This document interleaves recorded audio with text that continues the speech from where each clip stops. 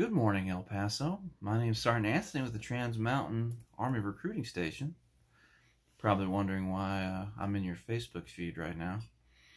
And I gotta tell you, it's not to talk about this delicious red pozole that I made this morning. I mean, you start with the carrots, right? Dice those up, then the onions, right? Then the celery, then the adobo sauce. Once you get done, I don't know what to tell you. It don't get much better than that. But anyway, enough of the Cooking with Sergeant Anthony show. The main reason I'm here to talk to you today is because I want to talk to you about what I'm offering with the United States Army and basically what my deal is as a U.S. Army recruiter. And hold on, I need to give you the information for how to talk to us. Hold on, I can do it right here. It's right. There we go. Just call that phone number right there. Anytime between 8:30 in the morning and 5:30 at night. You can call at 5:29 p.m. We will be happy to talk to you about what the Army's offering. But anyway, what I want to do is talk to you about what my priorities are as a recruiter working here at the El Paso Trans Mountain Recruiting Station. And that is, number one, make sure that I prioritize your time when you come in. So that means when you come in, I'm going to have already talked with you about all the administrative documents that you need to bring with you. And those documents minimum are going to be your state identification, so some type of ID that shows that you are who you are. Right? I'm going to need to see your high school diploma or GED. I'm going to need to see your birth certificate and your social security card. If you have those four things, there is a darn good chance I'm going to be able to put you in the Army. Also, before you come in, again, I'm going to prioritize your time. I'm going to make sure that you are already, for the most part, qualified to be in the United States Army, which means for age, I'm going to make sure that you meet those age requirements. If you're younger than 35 years old, you need to come talk to me. I'm going to make sure that if you've worked for any branch of the government before, Army, Navy, Marines, whatever, I'm going to make sure that you still have enough active time available to you to where you can meet the needs of the Army if you decide to enlist. And I tell you, if you've done one enlistment with anybody in any of the branches of service, there's a darn good chance you're going to have enough active time left to continue your employment with the Army. And there's a darn good chance I'm going to be able to get you the rank that you had when you were in previously, too. I'm going to talk to you about any law violations you might have had. Now, look, as long as you don't have any significant felonies, there's a darn good chance you're going to be qualified for Army service. The main thing I want to do is let us decide that. A lot of people disclaim themselves from Army service before they even get in here to talk to us. They say, oh, this happened or that happened, so I can't get in the Army. Let us figure out whether or not that makes you not qualified for the Army. Then we're going to talk to you about education. And again, as long as you've got a high school diploma or a GED, you are good to go for the U.S. Army. If you're a junior or senior currently in high school and you are on track to graduate, we'll get a letter from the administration of your school. You are good to go for service with the U.S. Army. We're going to talk to you about marital status. So that's basically, are you currently married? You have any dependents? You have anybody that's dependent upon you for, care and for the finances? If you are single, no dependents, come on down and talk to me. You are good to go for the U.S. Army. Now, if you are married, 2 dependents or less, you are good to go for the U.S. Army. You go ahead and come on down here and talk to me. Also, I'm going to talk to you about testing. So, if you've taken a SAT, ACT, or if you've, let's say you've talked to us before, you've even taken an ASVAB, which is what we use to test people for what they qualify for job-wise in the Army. We'll talk to you about that. I'll also talk to you about any underlying medical conditions that you might have. So again, a lot of people disqualify themselves from service. They'll say, oh, because of this condition or because of that injury, I'm not going to be able to serve with the U.S. Army. Let us decide whether or not that disqualifies you from service with the Army.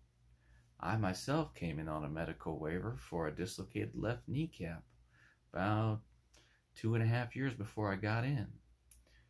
My recruiter and I worked together. We requested that medical documentation. We submitted it. I got what's called a medical waiver to come into the United States Army, and it was all good.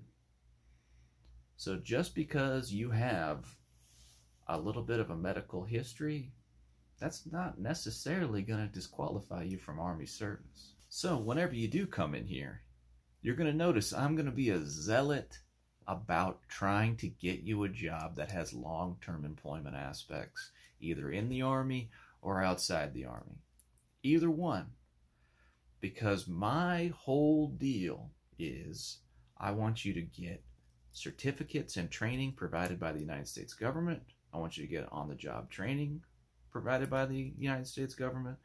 And then at that time, if you want to continue with Army service, continue doing that job with the federal government, you can keep right on going. Or if you decide, you know what, I did my enlistment with the United States Army, I'm going to take my benefits and I'm going to continue to build on that career. You can continue to do that. I want to give you those choices. That is the whole point of why I'm here. Also, whenever you come in, I am going to make sure that you are aware of what the Army's tuition assistance policies are. So that means you can go to college while you're serving in the United States Army. The United States Army will qualify you to take up to $4,000 of college classes every year.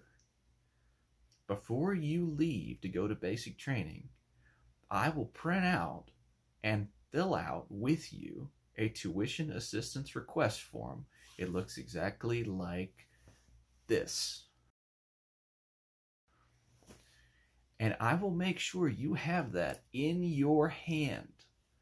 So that means when you're done with basic training, when you proceed to advanced individual training, which teaches you how to do the job that you signed up to do at the Army, and then you proceed to your first duty station, you will have the documentation in your hand to go to the closest education center and begin requesting for them to pay your tuition for college while you're in the United States Army.